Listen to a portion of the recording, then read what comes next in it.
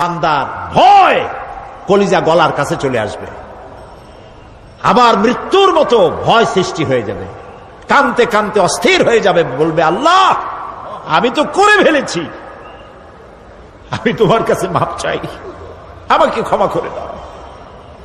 বান্দার এই হয়রানি আর পেরেশানি দেখে আল্লাহ রাব্বুল আলামিন বলবেন, বান্দা যাও, চলে যাও, আমার জান্নাতে চলে যাও, আমি তোমার মাফ করে দিলাম। এই জন্য নবীজি শিখাইছেন দোয়া করো, আল্লাহর কাছে দোয়া করো, আল্লাহুম্মা হাসিবনি হিসাবান ইয়াসীরা। পড়েন আল্লাহুম্মা হাসিবনি হিসাবান ইয়াসীরা। মানুষের যে সাধারণ হিসাব হবে সে সম্পর্কে আল্লাহ পাক বলেন, ইয়াউমাইযিন তু'রাদুনা লা তাখফা মিনকুম খাফিয়া। সেদিন তোমাদের হিসাব নিকাশ পেশ করা হবে এবং তোমাদের কোনো বিষয় গোপন রাখা হবে না, কিচ্ছু গোপন থাকবে না, সব প্রকাশিত হয়ে যাবে। ইন্না লিল্লাহি ওয়া ইন্না ইলাইহি রাজিউন। আল্লাহ তাআলা বলেন, ইয়াউমাইযিন ইয়াসদুরুন নাসু আশতাতান লিয়ুরাউ আ'মালাহুম ফামান ইয়া'মাল মিসকালা যাররাতিন খায়রান ইয়ারা ওয়া মান ইয়া'মাল মিসকালা যাররাতিন শাররান ইয়ারা। সেদিন মানুষকে বিভিন্ন দলে বিভক্ত করা হবে, সব এক জায়গায় থাকবে হাসরে মানুষ। তখন আসামি খুনি, এই যে বিরাট মাহফিল, বিশাল মাহফিল, এর মধ্যে চোর ডাকাত খুনি এই জাতীয় লোক থাকতে পারে না? পারে কিনা? তারা কিন্তু এখন নিরাপদ, যেহেতু পুলিশও দেখতেছে না আর র্যাবেও দেখতেছে না, খুব নিরাপদ। কিন্তু হঠাৎ করে যদি বলা হয় এই সমাবেশের ভিতরে সন্ত্রাসী কারা, তাদেরকে আমরা শনাক্ত করেছি, তারা আলাদা হয়ে যাও, তখন অবস্থাটা কেমন হবে? মৌতের শামিল হয়ে যাবে, ঠিক না? সমস্ত মানুষেরা হাসরের মাঠে একসাথে থাকবে, হঠাৎ করে হুকুম হবে, আওয়াজ হবে, আমতাজুল ইয়াওমা আইয়ুহাল মুজরিমুন। অপরাধীর দলের আলাদা হয়ে যাও। নেককার থেকে তারা তখন আলাদা হয়ে যাবে, দলে দলে বিভক্ত হয়ে যাবে, বিভক্ত হবে এবং তাদের কৃতকর্ম তাদেরকে এই জন্য করা হবে যাতে করে তাদের কৃতকর্ম তাদেরকে দেখানো যায়। অতঃপর কেউ যদি সরিষা পরিমাণ ভালো কাজ করে পুরস্কৃত করা হবে, সরিষা পরিমাণ খারাপ কাজ যদি করে দেখানো হবে এবং সেজন্য তাকে তিরস্কার ভোগ করতে হবে, শাস্তি দিতে হবে। প্রিয় ভাই সব, সেই কঠিন হাসরের ময়দানে সমস্ত মানব গোষ্ঠীকে একত্রিত করা হবে। আমল নামা বলতে সেখানে বোঝানো হয় আমল নামা উপস্থিত করা হবে, যাতে মানুষের সকল ধরনের কর্মগুলিকে লিপিবদ্ধ করে রাখা হয়েছে। আল্লাহ তাআলা বলেন, وَوُضِعَ الْكِتَابُ فَتَرَى الْمُجْرِمِينَ مُشْفِقِينَ مِمَّا فِيهِ وَيَقُولُونَ يَا وَيْلَتَنَا مَا لِهَذَا الْكِتَابِ। আর আমলনামা সামনে রাখা হবে, তাতে যা লেখা আছে তার কারণে আপনি অপরাধীদেরকে ভীত এবং সন্ত্রস্ত দেখতে পাবেন। আল্লাহ তাআলা বলছেন, আমলনামা হাতে এসে যাবে এবং এই হাতে আমলনামা পাওয়ার পর তারা বলবে, মালি হাযাল কিতাব লা ইউগাদিরু সাগীরাতান ওয়ালা কাবীরাতান ইল্লা আহসাহা। এটা কি আশ্চর্য কিতাব! বড় বড় পাপ যা করেছি তাও লেখা হয়েছে, ছোট ছোট পাপ যা করেছি তাও লেখা হয়েছে। ওয়াজাদু মা আমিলু হাদিরান ওয়ালা ইয়াজলিমু রাব্বুকা আহাদা। যা যা তুমি আমল করেছিলে সমস্ত কৃতকর্ম কাগজে পত্রে লেখা আছে।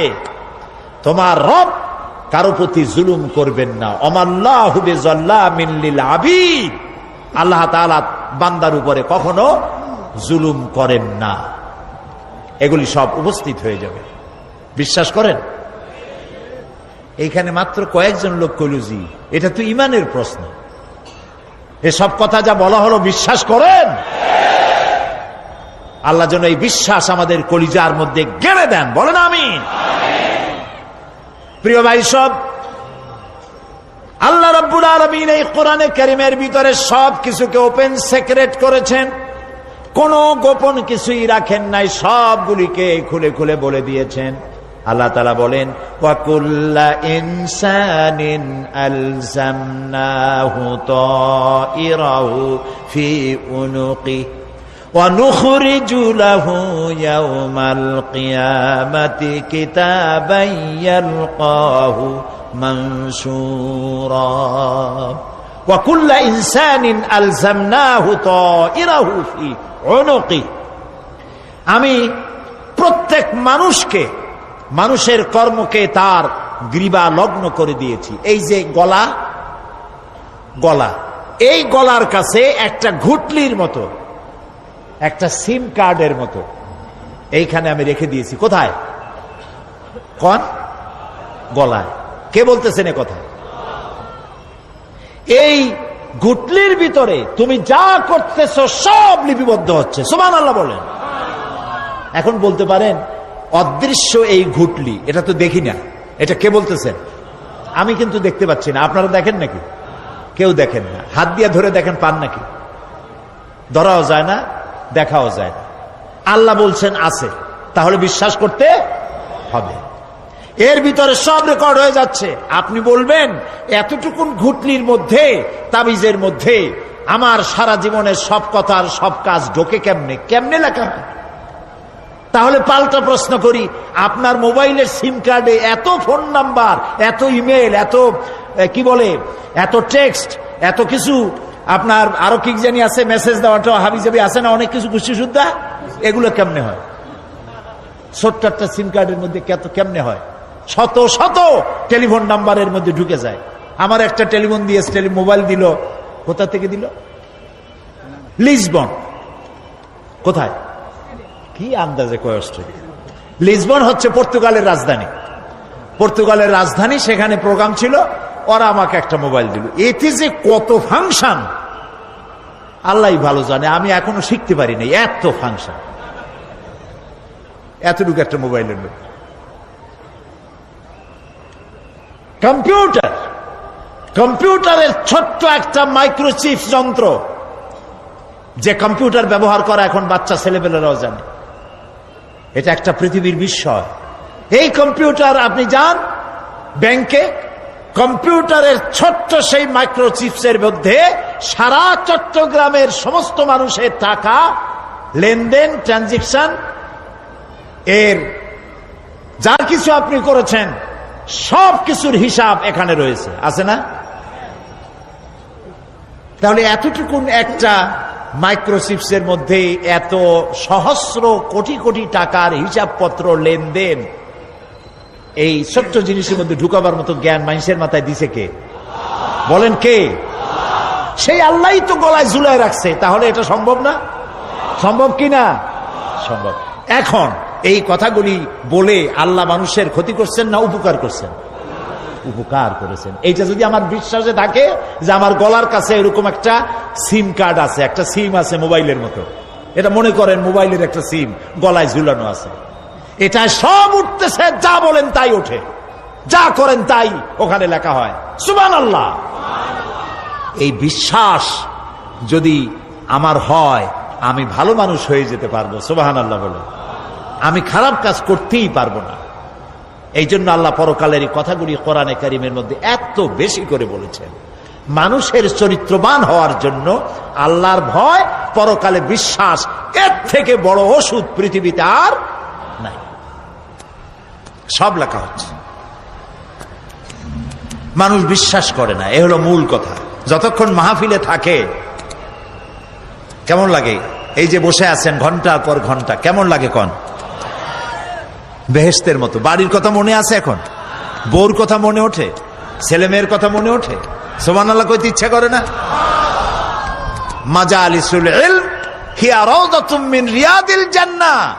এখানে ইলম আলোচনা করা হচ্ছে, কোরআন আলোচনা করা হচ্ছে। এটা তো রজব আলী প্যারেড ময়দান নয়, এটা জান্নাতের টুকরা হয়ে গিয়েছে। বেহেশতের বাগানে বসে আছেন। বেহেশতে মানুষেরা দুনিয়ার কথা চিন্তা করবে না। দুনিয়া কি? এটা পায়খানা।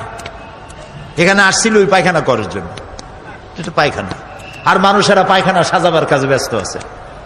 আসল ঘর ভুলে গেছে। আসল ঘর কোনটা?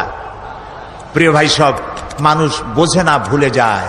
সিগারেটের প্রত্যেকটা প্যাকেটে লেখা থাকে ইহা স্বাস্থ্যের জন্য ক্ষতিকর, তারপরেও কি টানা টানে দেখছেন?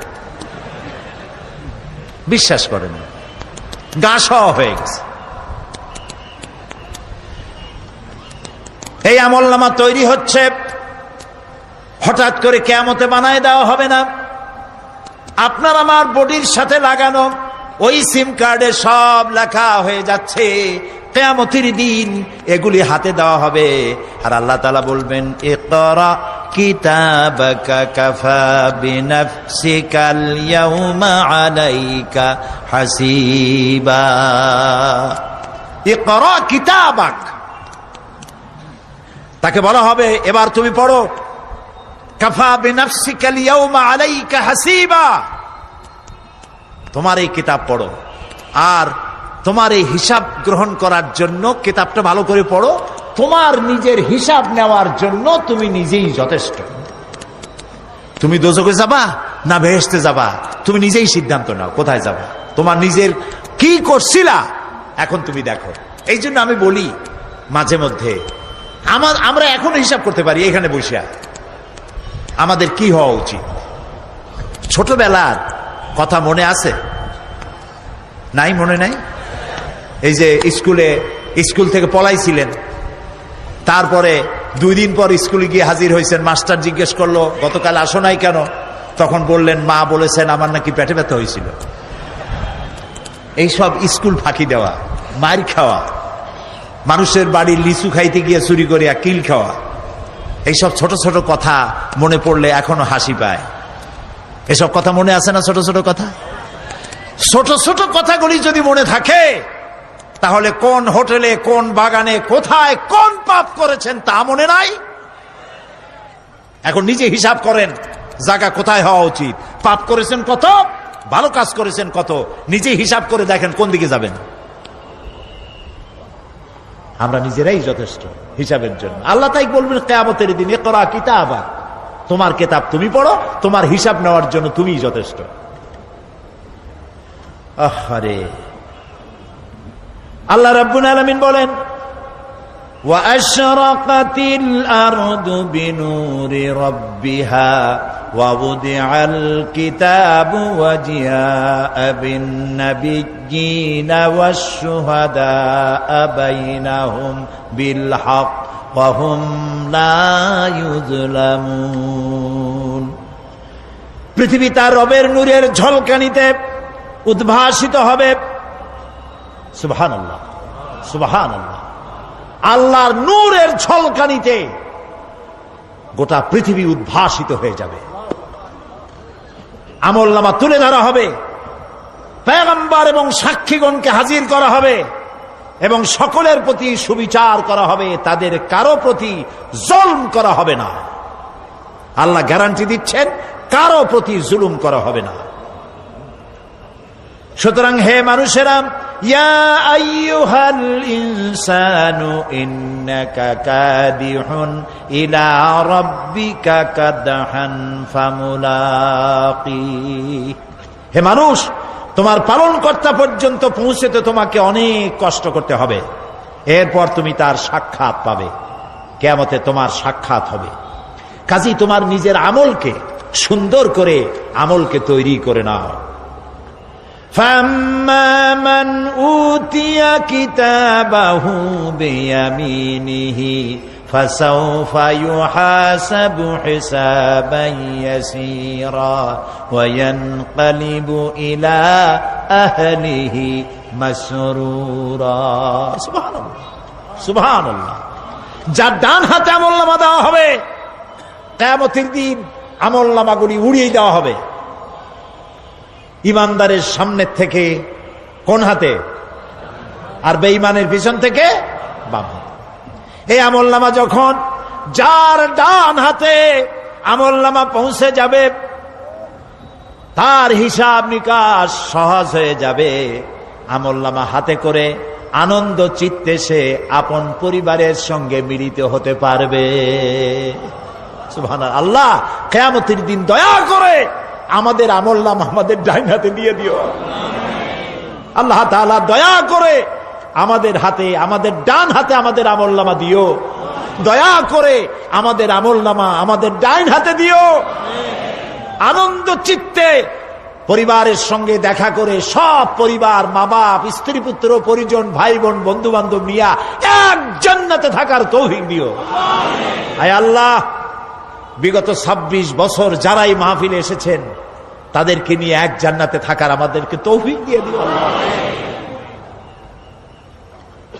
وَأَمَّا مَنْ أُوتِيَ كِتَابَهُ وَرَاءَ ظَهْرِهِ فَسَوْفَ يَدْعُو ثُبُورًا وَيَصْلَى سَعِيرًا।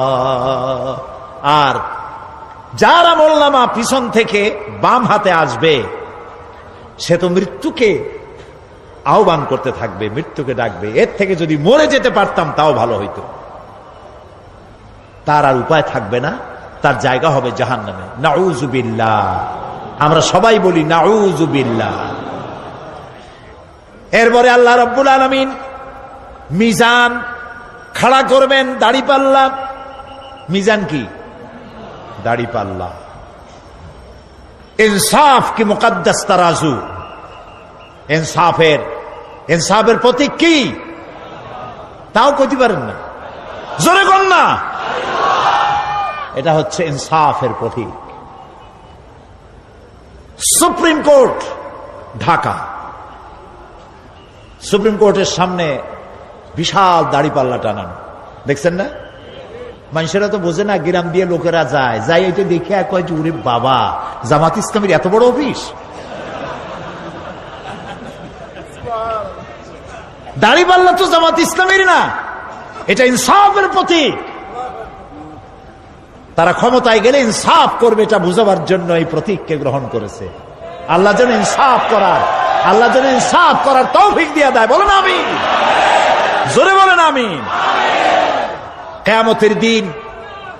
কিয়ামতের দিন এই দাড়িপাল্লা, মিজান আল্লাহ তাআলা প্রতিষ্ঠিত করবেন, এবং এই মিজানে যার পুণ্য পাল্লা ভারী হবে সে কৃতকার্য, আর যার পাল্লা হালকা হবে আহা সব শেষ। আল্লাহ রাব্বুল আলামিন বলেন, وَنَضَعُ الْمَوَازِينَ الْقِسْطَ لِيَوْمِ الْقِيَامَةِ فَلَا تُظْلَمُ نَفْسٌ شَيْئًا وَإِنْ كَانَ مِثْقَالَ حَبَّةٍ مِّنْ خَرْدَلٍ أَتَيْنَا بِهَا وَكَفَى بِنَا حَاسِبِينَ। আমি কিয়ামতের দিন ন্যায় বিচারের মানদণ্ড স্থাপন করব। তখন কারো প্রতি অবিচার করা হবে না। যদি কোনো আমল সরিষার দানা পরিমাণ হয়, আমি তা হাজির করব। সুবহানাল্লাহ, সুবহানাল্লাহ। এবং হিসাব গ্রহণের জন্য আমি যথেষ্ট। এবং হিসাব মানুষেরা মনে করবে, এত মানুষ আদম আলাইহিস সালাম থেকে নিয়ে পর্যন্ত, এখান থেকে নিয়ে কিয়ামত পর্যন্ত সব মানুষেরই তো উঠবে, সেখানে হিসাব হবে নাকি? একজন একজন করে হিসাব হবে। আল্লাহ বলছেন, আল্লাহ সারিউল হিসাব, দ্রুত হিসাব নিতে সক্ষম। আল্লাহ নিজের কানে নিজে শুনবেন, অন্যের মাধ্যমে নয়, নিজে শুনবেন। প্রত্যেক আর আসামির কাছ থেকে, লোকদের কাছ থেকে তার বক্তব্য শুনবেন। ভায়া মিডিয়া শুনবেন না, নিজেই শুনবেন। আল্লাহর কান আছে না, চোখ আছে না? লোকেরা এই যে বইপত্রে লেখে আল্লাহ হচ্ছেন নিরাকার, কত বড় বাজে কথা। আল্লাহ নিরাকার, আমরা এমন এক আল্লাহর ইবাদত করি, তিনি আমাদের কিছু শুনতে পান না, কান টান নাই, তিনি আমাদের কিছু দেখতে পান না। এরকম নাকি আল্লাহ তাআলা? আল্লাহ তাআলা কোরআন শরীফে বলেছেন আল্লাহর হাত, আল্লাহর পা, আল্লাহর চোখ, আল্লাহর মুখ। তবে এগুলি কিরকম? আল্লাহর হাত, পা, চোখ কেমন, আকারটা কেমন? এর একটাই জবাব। কয়টা জবাব? জোরে বলেন। একটাই জবাব, আল্লাহর যেমন হওয়া উচিত তেমন। সুবহানাল্লাহ বলেন, সুবহানাল্লাহ বলেন। এর থেকে আর কোনো জবাব নাই। এই একটাই জবাব, আল্লাহর যেমন হওয়া উচিত ঠিক তেমন। লাইসা কামিসলিহি শাইউন, আল্লাহর অনুরূপ, আল্লাহর মতো আকাশেও কিছু নাই, জমিনেও কিছু নাই। এটা আমাদের ঈমান, এটা আমাদের কি ঈমান। সুতরাং তিনি জুলুম করবেন না এবং হিসাব নেবেন, আর যথার্থ হিসাব নেবেন। সেখানে কারো প্রতি কোনো জুলুম করা হবে না। ومن خفت موازينه فأولئك الذين خسروا أنفسهم بما كانوا بآياتنا يظلمون। আর যাদের পাল্লা হালকা হবে তারা তো শুধু নিজেদেরই ক্ষতি সাধন করবে, কেননা তারা আমার আয়াত সমূহকে অস্বীকার করত। আল্লাহরে যারা অস্বীকার করত, আখেরাত নাই, কিয়ামত নাই, বেহেশত নাই, কবরের মধ্যে কোনো শাস্তি নাই, কবরের কোনো প্রশ্ন নাই, এগুলি যারা বলতো তারা কিয়ামতে ক্ষতিগ্রস্ত হবে। এখন কিয়ামতের দিন মিজান আমরা হালকা করতে চাই না ভারী করতে চাই? জবাব চাই। কি করবেন? যদি ভারী করতে চান নেক আমল বেশি বেশি করবেন। আর একটি হাদিস শোনাবো, যেই হাদিসের ভিতরে পাল্লা ভারী করার মতো কথা নবীজি বলেছেন। শুনবেন নাকি? বুখারী শরীফের শেষ হাদিস। আল্লাহর নবী বলেন, কালিমাতানে হাবিবাতানে ইলার রহমান খাফিফাতানে আলাল লিসান সাকিলাতানে ফিল মিজান সুবহানাল্লাহি ওয়া বিহামদিহি সুবহানাল্লাহিল আযীম। নবীজি বলেন, দুইটা কালেমা, দুটি শব্দ আল্লাহর কাছে খুবই প্রিয়, মুখে উচ্চারণ করা একেবারেই হালকা। আর কিয়ামতের দিন এই শব্দ দুটি দিয়ে আল্লাহ রাব্বুল আলামিন মিজানের পাল্লাকে ভারী করে দিবে। সেই শব্দ দুটি হলো, পড়েন আমার সাথে, সুবহানাল্লাহি ওয়া বিহামদিহি সুবহানাল্লাহিল আযীম। সবাই পড়েন, সুবহানাল্লাহি ওয়া বিহামদিহি সুবহানাল্লাহিল আযীম সুবহানাল্লাহি ওয়া বিহামদিহি সুবহানাল্লাহিল আযীম। জান্নাতের ভিতরে মানুষের কোনো দুঃখ থাকবে না। কাদের দুঃখ থাকবে না? জান্নাতীদের। কথা কি শোনেন? তো সাথে সাথে ঠাস ঠাস করে জবাব দিতে পারেন না কেন? জান্নাতীদের ভেতরে, জান্নাতীদের কি থাকবে না? কোনো দুঃখ থাকবে না। একটা দুঃখ থাকবে। কটা দুঃখ? একটা দুঃখ থাকবে। জান্নাতীরা জান্নাতের ভেতরে মনে মনে ভাববে, কারণ জান্নাত তো সকলের জন্য একরকম হবে না।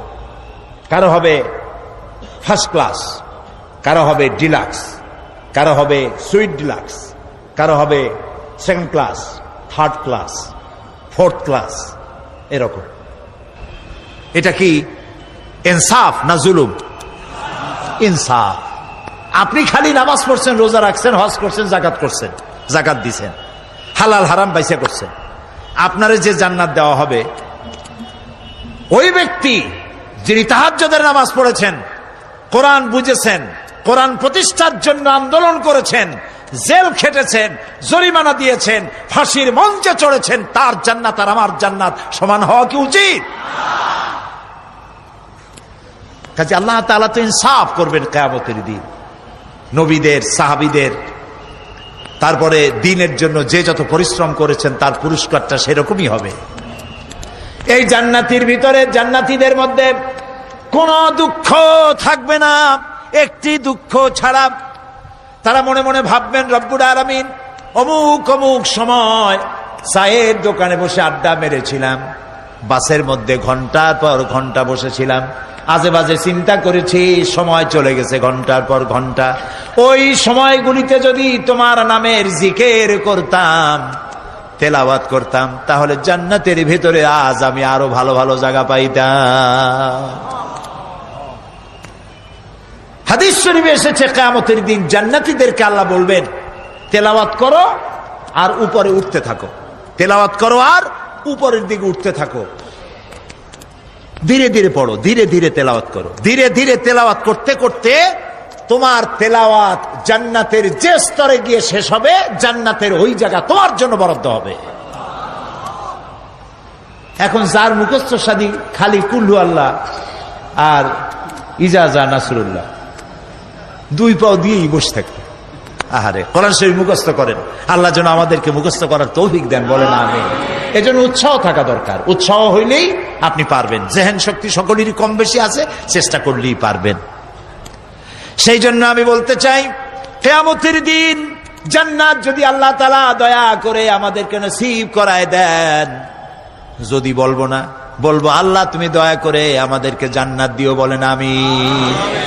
জান্নাতের ভিতরে এই দুঃখ যেন না আসে, সেই জন্য বাসে যখন চড়েন, গাড়িতে চড়েন, রিকশায় চড়েন, একা একা যাচ্ছেন, গুনগুন করে আল্লাহর জিকির করতে থাকেন। সুবহানাল্লাহি ওয়া বিহামদিহি সুবহানাল্লাহিল আযীম, সুবহানাল্লাহি ওয়া বিহামদিহি সুবহানাল্লাহিল আযীম, সুবহানাল্লাহি ওয়া বিহামদিহি সুবহানাল্লাহিল আযীম। জিকির করেন সবাই কিছুক্ষণ, সুবহানাল্লাহ, আলহামদুলিল্লাহ, লা ইলাহা ইল্লাল্লাহ, সুবহানাল্লাহ, আলহামদুলিল্লাহ, লা ইলাহা।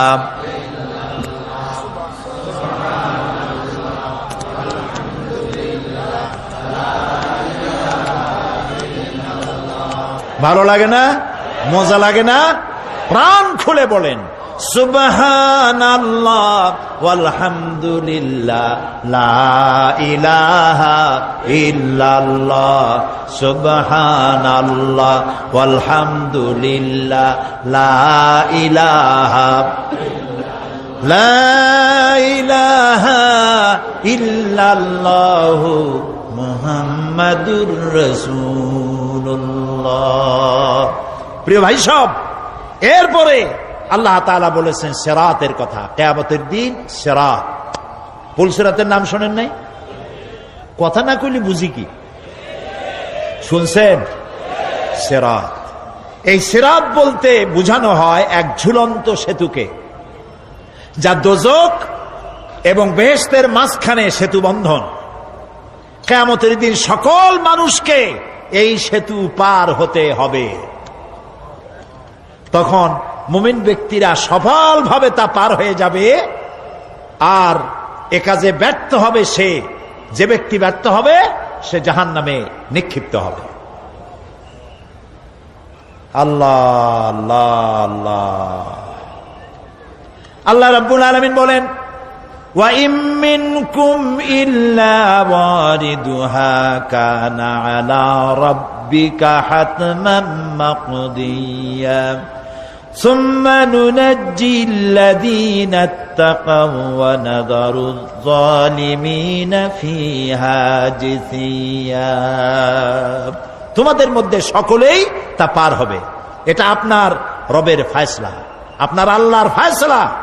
এরপর আমি খোদা বিরুদ্ধের উদ্ধার করব, আর জালিমদেরকে সেখানে নত জন অবস্থায় ছেড়ে দেব, মানে জাহান্নামের মধ্যে নিক্ষিপ্ত হবে, আর ঈমানদারেরা পার হয়ে চলে যাবে। সুবহানাল্লাহ। আল্লাহ তাআলা যেন দয়া করে আমাদেরকে সিরাত বিজলি গতিতে, বৈদ্যুতিক গতিতে আল্লাহ যেন আমাদেরকে পার করে দেন, বলেন আমিন। সবাই বলেন আমিন। এরপরে শাফাত, শেষ দিবসের প্রতি বিশ্বাসী প্রত্যেক ব্যক্তি সুপারিশ বা শাফাতের বিষয়টা বিশ্বাস রাখতে হবে। দুটি শর্তের ভিত্তিতে শাফাত হবে। সুপারিশকারী সুপারিশের জন্য আল্লাহর অনুমতি লাগবে, আর শাফায়াতকৃত ব্যক্তির জন্য আল্লাহর সন্তুষ্টি প্রয়োজন। এই দুটি শর্ত। প্রথম শর্তের প্রতি ইঙ্গিত করে আল্লাহ তাআলা বলেছেন, যেটা আমরা আয়াতুল কুরসির মধ্যে পড়ি, মান যাল্লাযী ইয়াশফাউ ইনদাহু ইল্লা বিইজনিহ। এমন কে আছে যে অনুমতি ব্যতীত আল্লাহর কাছে সুপারিশ করতে পারে? আছে কেউ? কেউ নাই। একথা মনেই করবেন না যে কোন পীর সাহেবের কাছে মুরিদ হইছেন। আমি এরকম পীরের খবরও জানি। আমি পীর বললি আপনারা মনে করবেন না যে আমি পীর বিরোধী লোক, এটা মনে করবেন না। কিন্তু ভালো ভালো পীর আছে যারা ব্যবসা করে পীরগিরি করিয়া। শুধু ব্যবসায়ী করে না, ওয়ায়াসুদ্দুনা আন সাবিলিল্লাহ। সূরা তাওবা, ইন্না কাসীরাম মিনাল আহবারি ওয়ার রুহবান লায়াকুলুনা আমওয়ালান নাস বিল বাতিল ওয়ায়াসুদ্দুনা আন সাবিলিল্লাহ। আহলে কিতাবদের মধ্যে এই ধরনের অনেক পীর দরবেশ আছে। কে বলতেছেন? আল্লাহ। আল্লাহ বলতেছেন আছে। তারা কি করে? তারা জনগণের মালকে বাতিল পন্থায় ভক্ষণ করে। জনগণকে এমন একটা ভাব দেখায় যে আমাদেরকে হাদিয়া তওবা দিতে পারলে, আমাদের কদমবুসি করতে পারলেই বেহেশতে চলে যাবা, কারণ আমরা হলাম আল্লাহর এজেন্ট। নাউজুবিল্লাহ। পাও দুইখান আগেই বাইর করে রাখে যাতে লোকেরা কিছু একটা করতে পারে। হায় হায়, এদূর জনগণের মাল খাইয়া যদি পেটে তেল মাইখা, নাবিতে তেল মাইখা ঢেকে যদি থাকতো চুপ করে, তাও ভালো হইতো। আল্লাহ কয় যে এই পর্যন্ত থাকে না, ওয়ায়াসুদ্দুনা আন সাবিলিল্লাহ, আল্লাহর দ্বীন প্রতিষ্ঠার পথে তারা বাধা দেয়। ওর আকীদা খারাপ, ওর এই খারাপ, ওর তাই খারাপ, ওইখানে যাইও না। আল্লাহরে পাইতে হইলে আমার বাড়ি আসো, আমার কাছে মুরিদ হও। আমি ছাড়া ইসলাম কোন জায়গায় নাই। নাউজুবিল্লাহ। সব খারাপ। মানে ইসলাম যেন একটা মনোবলি বিজনেস। এটি হচ্ছে একটা ঘিয়ের দোকানের মতো। আমার দোকানেই কেবল ঘাটি ঘি পাওয়া যায়, আর খাঁটি ঘি কোনো জায়গায় পাওয়া যায় না। এই ধরনের শয়তানি কথা বলার কোনো সুযোগ ইসলামে নাই। সুতরাং আপনারা একথা মনেই করবেন না যে কোন পীর সাহেব আপনাকে সুপারিশ করতে পারবেন। এই বিশ্বাস বদ্ধমূল যেন না থাকে। ওটি শর্তাধীন, হইতেও পারে, নাও হইতে পারে। এমনও তো হতে পারে আপনার পীরে কে সুপারিশ করে তাই কিয়ামতের দিন তিনি হয়রান হয়ে যাবেন। এমনও হতে পারে। না পারে? না পারে কি না? সেই জন্য এটা ভরসাই করবেন না। কেউ কেউ আবার দুই পীরের কাছে মুরিদ হয়। ধারণা এই, দুইজনের কাছে মুরিদ হয়েছি, দুইজনে দুই হাত ধরিয়া কিয়ামতে এরকম করে মেরে দিবে, আমি জান্নাতের বারান্দায় গিয়ে বসবো। জান্নাত তোমার মামু বাড়ির বারান্দা। এত সহজ, এত সহজ। নবীরা কানতে কানতে হয়রান হয়ে গিয়েছে। নবী করিম সাল্লাল্লাহু আলাইহি ওয়াসাল্লাম তাহাজ্জুদের নামাজ সামান্য সময় ঘুমাইয়া নামাজ শুরু করে দিতেন। সূরা বাকারা শেষ, আলে ইমরান শেষ, সূরা নিসা শেষ, মায়েদা শেষ, আরাফ শেষ। সাহাবায়ে কেরাম মনে করতেন রাসূল বুঝি এই নামাজের রুকুতে আর যাবেন না, ফজর হয়ে যাবে এক রাকাতে। যখন রুকুতে যেতেন মনে হতো আর উঠবেন না, যখন সেজদায় যেতেন মনে হতো ইন্তেকাল করেছেন। হযরত আয়েশা বলেছেন, আমাদের মা জগৎ জননী হযরত আয়েশা রাদিয়াল্লাহু তাআলা আনহা বলেছেন, রাসূলুল্লাহ সেজদায় পড়ে যেভাবে কাঁদতেন, চুলার উপরে হাড়ি তুলে দিলে ভাত রান্না করার সময় যেমন একটা আওয়াজ হয় ভাতের হাড়িতে, শোনেন নাই আওয়াজ?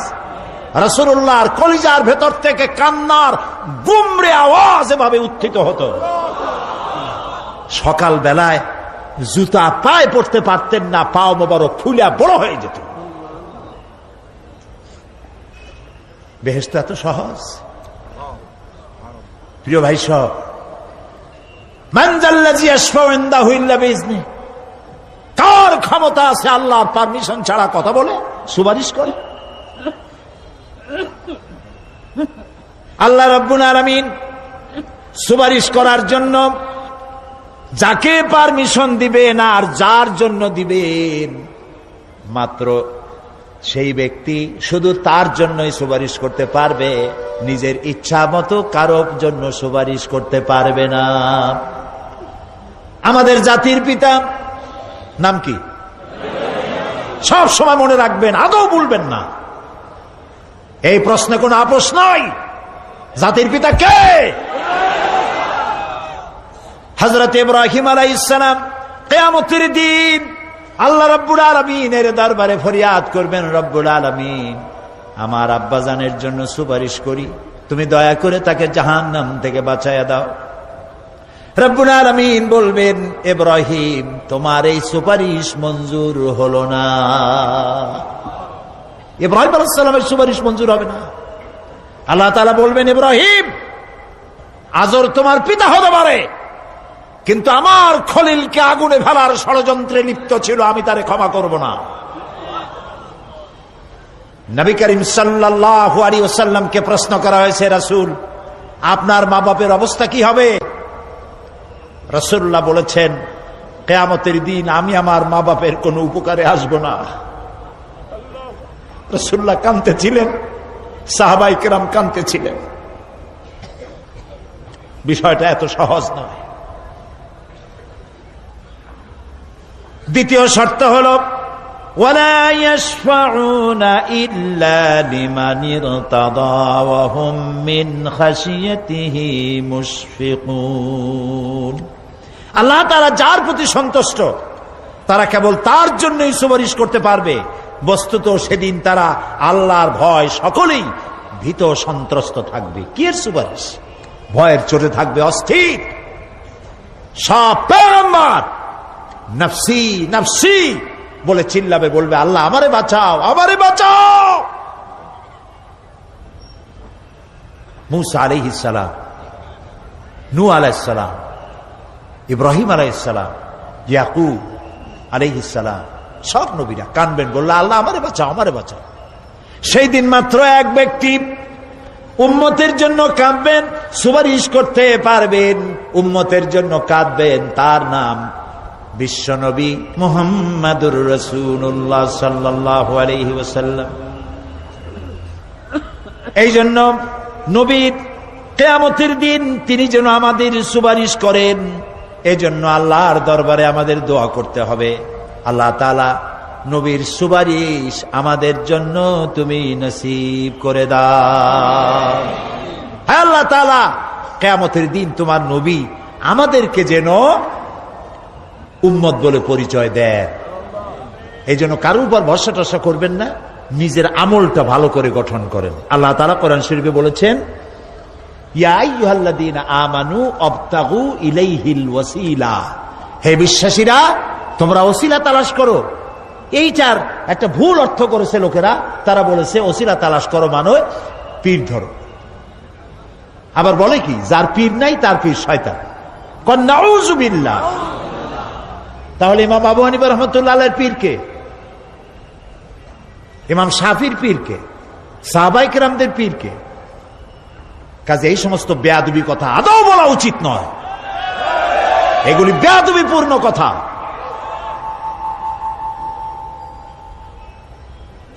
প্রিয় ভাই সব, আল্লাহ রাব্বুল আলামিনের উপরে ভরসা করে নিজের আমলকে ভালো করতে হবে। অবতাগু ইলাইহিল ওয়াসিলা আয় আমলে সালেহ। অবতাগু ইলাইহিল ওয়াসিলা, তুমি নেক আমলের ওসিলা ধরো আল্লাহর কাছে, নিজের আমলগুলিকে ভালো বানাও, ভালো ভালো কাজ করো। সুপারিশ সম্পর্কে সর্বশেষ কথা বলতে চাই। আল্লাহ রাব্বুল আলামিন বলেন, কুল লিল্লাহিস শাফাআতু জামিআ লাহু মুলকুস সামাওয়াতি ওয়াল আরদি সুম্মা ইলাইহি তুরজাউন। হে নবী, স্পষ্টভাবে জানিয়ে দিন, সমস্ত সুপারিশ কেবল আল্লাহর এখতিয়ারাধীন। কে বলতেছেন? শুনতেছেন কথা? কে বলতেছেন? আবার শোনাই। আল্লাহ তাআলা বলছেন, কুল লিল্লাহিস শাফাআতু জামিআ। বলে দিন হে নবী, সুপারিশের সমস্ত ব্যাপারটি কেবলমাত্র আল্লাহর এখতিয়ারাধীন। আসমান এবং জমিনে তারই সাম্রাজ্য বিস্তৃত। অতঃপর তারই কাছে তোমাদের সকলকে ফিরে যেতে হবে। সুপারিশের মালিক কেউ নয়, আল্লাহ নিজেই। তিনি যাকে পারমিশন দিবেন, যার জন্য পারমিশন দিবেন, তাছাড়া আর কোনো উপায় নেই। প্রিয় ভাই সব, এতক্ষণ যে আলোচনা করলাম এর দ্বারা প্রমাণিত হলো এ দুনিয়া ক্ষণস্থায়ী এবং আখিরাত চিরস্থায়ী। সুবহানাল্লাহ বলবেন না? এ দুনিয়া কি আর আখিরাত কি? চিরস্থায়ী। দুনিয়ার মহব্বত আমরা কোনটারে মহব্বত করি, আখিরাত না দুনিয়া? কোন বলতে লজ্জা করে? দুনিয়ারে ভালোবাসি বেশি, এতে কোনো সন্দেহ আছে? নবীজি বলেছেন, লাউ কানা লিইবনি আদম ওয়াদিম মিন যাহাবিন লাহাব্বা ইয়াকুনা লাহু সানিন, যদি একটা আদম সন্তানকে যদি একটা মাঠ ভরে সোনা দেওয়া হয়, সে ব্যক্তি বলবে, আল্লাহ আমারে যদি আরো একটা মাঠ ভরে সোনা দিতে ভালো হইতো। নবীজি বলেন, আদম সন্তানের পেট কবরের মাটি ছাড়া কোনো কিছু দিয়া ভরবে না। এই দুনিয়ার পিছনে দৌড়ায় কোনো লাভ নাই। এক শায়ের বলেছেন, না গুল আপনা না খার আপনা না জানেম বাগে বা আপনা, না গুল আপনা না খার আপনা না জানেম বাগে বা আপনা, আহ কিস গুলশান মে বানায়া हमने आशिया अपना। না গুল আপনা না খার আপনা, এ ফুলও আমার নয়, ও কাটাও আমার নয়। না জালেম বাগে বা আপনা, না আমার এই ফুলের বাগানটা আমার, ফুলের বাগানও আমার না, ফুলও আমার না, এমনকি ফুলের কাঁটাটাও আমার না। আহ কিস গুলশান মে বানায়া हमने आशिया अपना, আরে কি ফুল বাগানে আমার বাড়ি বানাইলাম, এর তো কিছুই আমার না, সবই তো পর। মরে দেখেন কেউ আপনার আপন নয়। ছেলে পেলেগুলি, ছোট্ট ছোট্ট বাচ্চা যাদের কোলে না নিলে আপনি শান্তি পান না, ওই বাচ্চাও বলবে, মা আব্বার কাছে আমার নিও না, আমার ভয় করে। রাত্রে যদি মরেন, একা একই স্ত্রীও আপনার মৃত্যু লাশ নিয়ে আপনার কাছে থাকতে পারবে না। কি নিষ্ঠুর এই পৃথিবী! এই পৃথিবীকে আমরা ভালোবাসছি, মহব্বত করতেছি, এই পৃথিবীর জন্য সব করি, চুরি ডাকাতি জেনা ব্যভিচার মিথ্যা কথা, ক্ষমতায় যাওয়ার জন্য পাগল। ভাঙ্গো মারো, চুরি করো, ডাকাতি করো, শয়তানি বদমাশি সমানে করছে মানুষ। এই পৃথিবী এক পরস্ত্রী, পরমা সুন্দরী নারী, পরের যতই সুন্দরী স্ত্রী হোক তার দিকে তাকায় থাকে কোনো লাভ আছে? তাও কইতে পারলেন না। কোন লাভ আছে? এ লাভ কি? ওর তো বিয়ে হয়ে গেছে। অবিবাহিত হইতো তাহলে প্রস্তাব দিয়ে দেখতেন আপনার কপালে আছে কি নাই, বিয়ে হয়ে গেছে। এই পৃথিবী এক পরমা সুন্দরী পরের স্ত্রী, এইটার প্রতি ভালোবাসা করে কোনো লাভ নাই। এটারে কেউ খাইতে পারে না, ও সবাই রে খায়। ঠিক তো কইছেন, হয়তো বোঝেন নাই। এই পৃথিবীর 1 ইঞ্চি মাটির জন্য দেখেন না শহরে কি করে, বাড়ির পাশে বাড়ি উঠাইছে, 1 ইঞ্চি জমি ছাড়বে না। হায় হায়! আর একজনের রাস্তা পাক আর না পাক, জমিন ছাড়বো না। অন্যের জমিন দখল করায় কি মজা পায়! হায় হায়! অন্যের জমিন নেওয়ার জন্য পাগল হয়ে যায় মানুষ। দুনিয়াকে ভালোবাসে, 1 কাঠা জমির জন্য, 1 আঙ্গুল জমিনের জন্য মামলা মোকদ্দমা, জজ কোর্ট, হাইকোর্ট, সুপ্রিম কোর্ট, তারপরেও ছাড়ে না। ঠিক না? এই জমিনটা এত ভালোবাসলেন, এত মামলা মোকদ্দমা করলেন, এই জমিনের 1 ইঞ্চিও খেতে পারবেন না, বরং মরিয়া দেখেন জমিন হা করে আপনাকে গিলে ফেলে দেবে। আপনার হাড্ডি গুড্ডি গুস্ত সুদ্ধা মিশে যাবে এই মাটিতে। পৃথিবীকে ভালোবাসে কোনো লাভ নাই। স্ত্রী পুত্র পরিজন যার যতটুকু পাওনা দিবেন, ভালোবাসবেন, কিন্তু মূল ভালোবাসা কলিজাটা ভরা থাকবে আল্লাহর জন্য। কার জন্য? স্ত্রীর ভালোবাসা স্ত্রীকে দিবেন, মায়ের শ্রদ্ধা, বাপের শ্রদ্ধা, সন্তানের ভালোবাসা আলাদাভাবে দিবেন।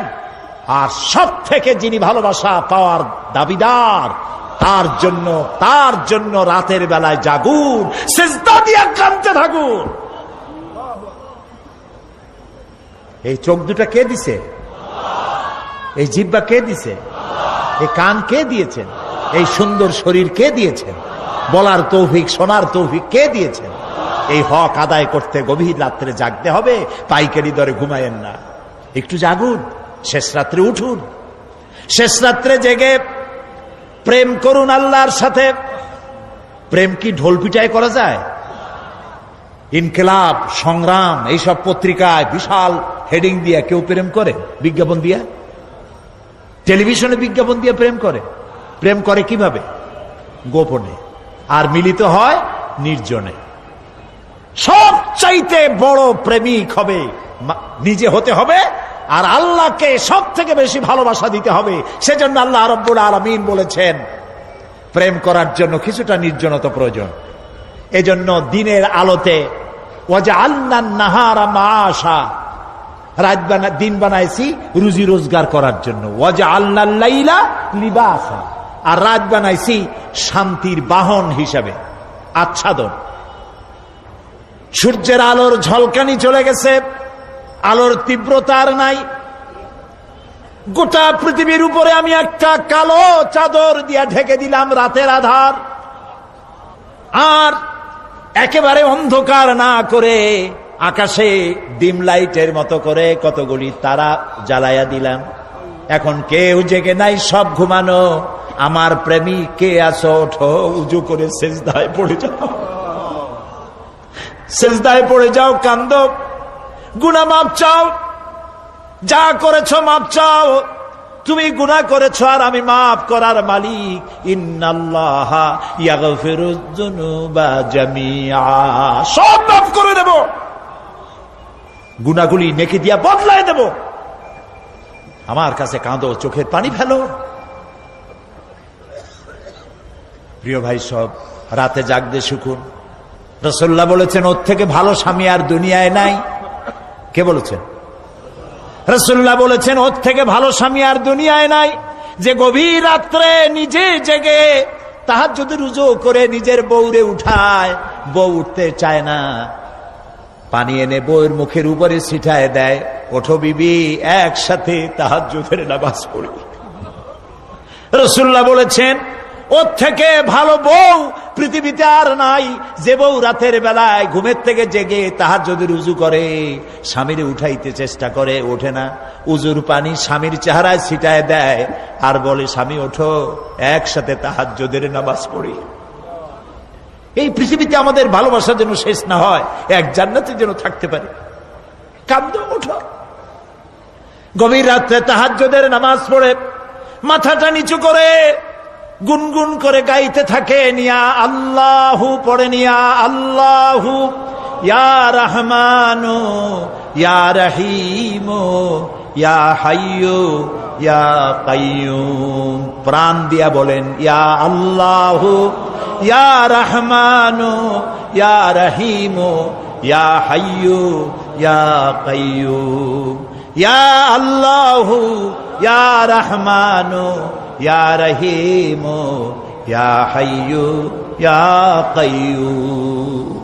তাহাজ্জুদের নামাজ পড়ে এভাবে আল্লাহরে ডাকে দেখেন, চোখ দিয়া পানির বন্যা নেমে আসে যদি ঈমান একটুও থাকে। এই কান্না, নবীজি বলেছেন জাহান্নামের ভয়তে আমার সাথে না ভরমানি করেছে। এই শরমে পড়ে বান্দা যখন চোখ দিয়া পানি ছেড়ে দেয়, ওই চোখের পানি নাকের অর্ধেক আসতে না আসতে আমি আমার বান্দারে মাফ করে দেই। আল্লাহু আকবার। আল্লাহ আমাদের কান্দার তৌফিক দাও, তাহাজ্জুদ পড়ার তৌফিক দাও, পাঁচ ওয়াক্ত নামাজ পড়ার তৌফিক দাও, তোমাকে ভয় করার তৌফিক দাও, তোমার ভয় আর মোহব্বত দিয়া কলিজা ভরে দাও, তোমার রাসূলুল্লাহর মোহব্বত দিয়ে আমাদেরকে পাগল বানায় দাও। আল্লাহ, দুনিয়া বড় খারাপ জায়গা। এই দুনিয়ায় আল্লাহর কাছে সৌন্দর্য চাইতে হবে দুনিয়ার, কিন্তু দুনিয়াকে স্থায়ী মোহব্বত করা যাবে না। প্রিয় ভাই সব, আপনি যদি লন্ডনে যান, আমেরিকায় যান, কোনোদিন যান নাই, যাইতে হলে এখান থেকে টেলিফোন করেন, ওখানে বন্ধু বান্ধব আছে নাকি? তো লন্ডনে আমেরিকায় সেখানে যাবেন, ওখানে আপনার বন্ধু বান্ধব গ্রামের লোক আছে কিনা খোঁজ করেন, ঠিক না? আবার এখান থেকে ফরেন কারেন্সি নিয়ে যান, যেহেতু ওখানে টাকা চলবে না। টেলিফোন করেন, মোবাইল করেন, ফ্যাক্স পাঠান, আরো টাকা পয়সার সাথে নেন। এরপরেও চিন্তা থাকে, আল্লাহ এয়ারপোর্টে যদি কেউ না আসে তাহলে আমি যাবো কেমনে। এরপরে যাওয়ার সময় আবার বলে দেন যে ভাই আমি কিন্তু আসতেছি, লন্ডন কোনোদিন আসি নাই, তুমি কিন্তু এয়ারপোর্টে থাকো। একটা বিদেশে যাওয়ার জন্য এত প্রস্তুতি নেন, তো সব জায়গায় বন্ধু বান্ধব কেউ না কেউ তো আছেই। কিন্তু আমরা এমন একটা দেশে যাব যেখানে কেউ নাই, ফরেন কারেন্সি চলে না, গ্রামের লোক নাই, বাবা নাই, বন্ধু নাই, মা নাই, কেউ নাই। যিনি রিসিভ করবেন, যার সাহায্যের কাঙ্গাল, বদামল করে তার শত্রু বানায় রাখছি, বন্ধু বানাইতে পারি নাই। তাহলে কি জবাব হবে কিয়ামতে? কি হবে কবরে? কি হবে উপায়? এই জন্যে প্রিয় ভাইয়েরা আমার, দুনিয়ার সঙ্গে মহব্বত কমায় দিয়া আখিরাতের মহব্বত বেশি করে করতে হবে। আর দুনিয়ায় যতদিন বেঁচে আছি ততদিন নেক আমল করে মানুষের সাথে সদাচরণ করতে হবে। আল্লাহ তাআলা বলেছেন, লাইসাল বিররা আন তুওয়াল্লু ওয়াজুহাকুম কিবালাল মাশরিকি ওয়াল মাগরিবি ওয়ালাকিন্নাল বিররা মান আমানা বিল্লাহি ওয়াল ইয়াউমিল আখির। পূর্ব এবং পশ্চিমে কতবার তুমি মাথা ঝুঁকাইছো, এটাই কিন্তু তোমার জন্য কল্যাণ। এর মধ্যে কল্যাণ নিহিত নয়। তার মানে কি? আপনি কত সেজদা আল্লাহরে দিলেন, কত মানুষ তো আছে সেজদা দিতে দিতে কপালে কালো দাগ হয়ে গেছে, আছে না? কিন্তু মিথ্যা ছাড়ে না।